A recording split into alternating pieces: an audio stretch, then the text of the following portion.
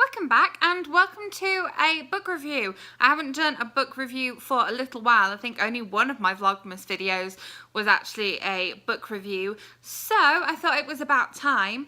And this is going to be a book review that I know a lot of other people have done, but a lot of people said that they wanted to hear my thoughts on this one. So yes, I am going to be reviewing They Both Die at the End by Adam Silvera. This is the UK paperback. I had the US hardback out of the library, and I also listened to the audiobook of this one. So I had this in various formats, but you can see here the shimmery greeny colour on it and the texture at the top. I do like this cover. I like both covers. I think they both work. I talk about the two covers and my comparison of the two covers in my UK versus US book cover, most recent one, which was part of Vlogmas this year. So first of all, let me read you the blurb very quickly so you know that I'm not giving away any spoilers, because the book is called They Both Die at the End. There's a clue there. So, let's see. On September the 5th, a little after midnight, Deathcast calls Mateo Torres and Rufus Emeterio, I'm sure it was pronounced in the audiobook and I should have listened better, to give them some bad news. They're going to die today. Mateo and Rufus are total strangers, but for some reason, they're both looking to make a new friend on their end day. So that's the thing that is called when it's your last day, you know it's your end day. The good news is there's an app for that. We love an app. It's called Last Friend, and through it, Rufus and Mateo are about to meet up for one last great adventure, to live a lifetime in a single day. Okay, so first of all, just straight off the back, they both die at the end. We know that these two characters are eventually going to die, but this was an incredibly uplifting book. You think, oh, it's going to be depressing and it's going to be sad. And I was reading this on New Year's Eve and a lot of people were saying to me, why are you reading that on the last day of the year? But it really was not depressing in any way. These boys have both had tough things happen in their lives, and that's kind of slightly more depressing than what actually happens throughout this book. They've both led real lives and they've both, had things that they've had to get over. And so that automatically straight away makes you sympathize with them as main characters, and gets you sort of on their side to begin with. But the whole story of They Both Die at the End is not a depressing story. It's a very uplifting story. One of the things that I liked about this, first of all, is the structure. So first of all, it's divided into various different parts. This is part one.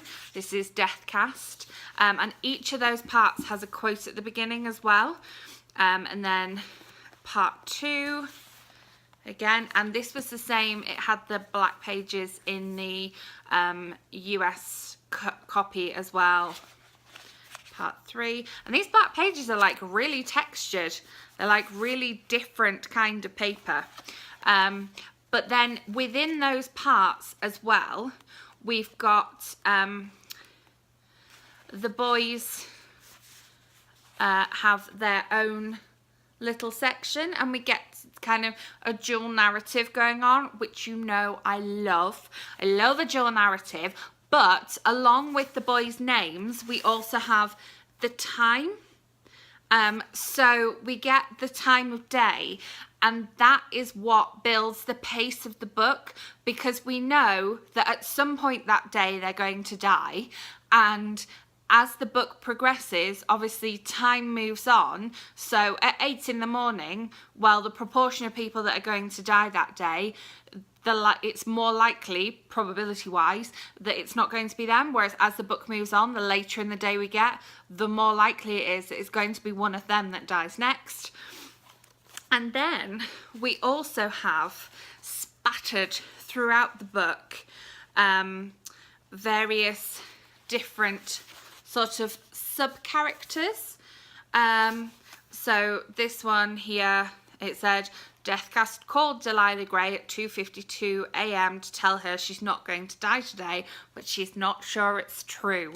Again, I'm not giving away any spoilers right there, but yeah, we know we get some characters who have been called by Deathcast today, and then some other characters who are like linked to the boys in various different ways, and we get just a little short snippet of theirs, but it might feed into the story elsewhere, and again, that keeps the pace of the story up as well. As I say, it's really easy to sympathise with these two boys because we know that they've had sort of tough circumstances that they've already had to overcome, even though they are so young. One of them's 18, one of them's 17. And so, yeah, character-wise, I loved both of these characters right from the word go. The fact that we get the multiple narrative makes it even more easy to sympathise with them and to empathise with them. And so the characters in the book are really easy to get to know as well. And as I say, they've had tough things, but this book isn't depressing and isn't like, oh, look at these poor boys, they're going to die, it's all dreary and depressing and we're going to make you cry. And yes, I did cry a couple of times, just a couple of times, but that was at kind of like beautiful, sorrowful moments in the book, and not, oh, this is so depressing all the way through. Yeah, that's not how it's written at all. And so I really enjoy spending time with Mateo and Rufus. And then one of the other things I like about this, and that I liked about History Is All You Left Me, is the setting. The fact that both of these books are set in New York, but they spend their time kind of moving around the city and going to different places in the city, and they have certain places that obviously they're more familiar with because they've lived in the city, and you get a real vivid picture of where these boys are moving around. And History Is All You've Left Me, a lot of it takes place at night, and this one, a lot of it, you get a lot of action first thing in the morning, so like 1 a.m, 2 a.m, because that's just after they've received the Deathcast call. So yeah, you've got this picture of this kind of semi-deserted New York City at night with these added extras that these characters are wandering around, and I loved the setting. And then finally, I tweeted about this quite a few times, that I just absolutely loved Adam Silvera's writing. He just puts things so beautifully.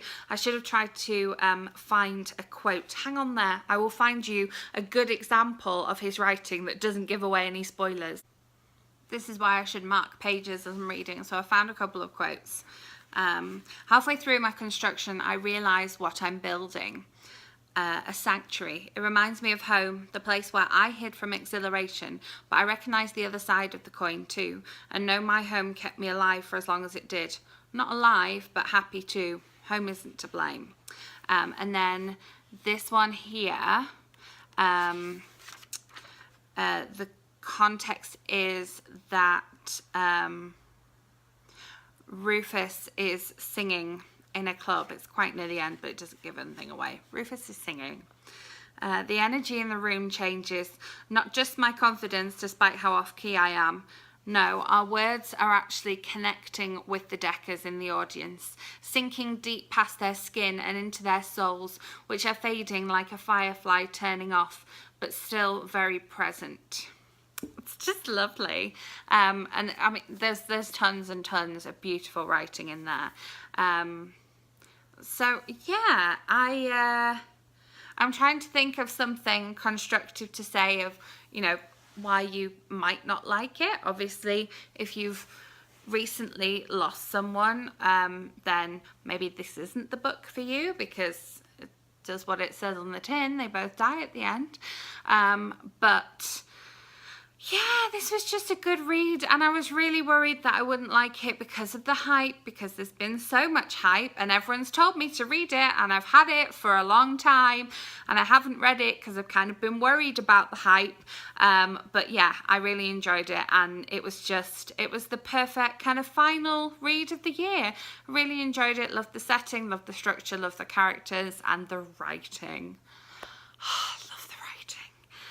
So yeah, I would definitely recommend this one. As I say, if you have lost someone recently, then this might not be the book for you. But other than that, I think it would be a lovely read. And yeah, I recommend it. Okay, I will stop there because it's just been a bit of a gushy video. I will have another video for you soon. If you enjoyed this, give it a thumbs up. If you've read the book, let me know in the comments, and we can discuss it.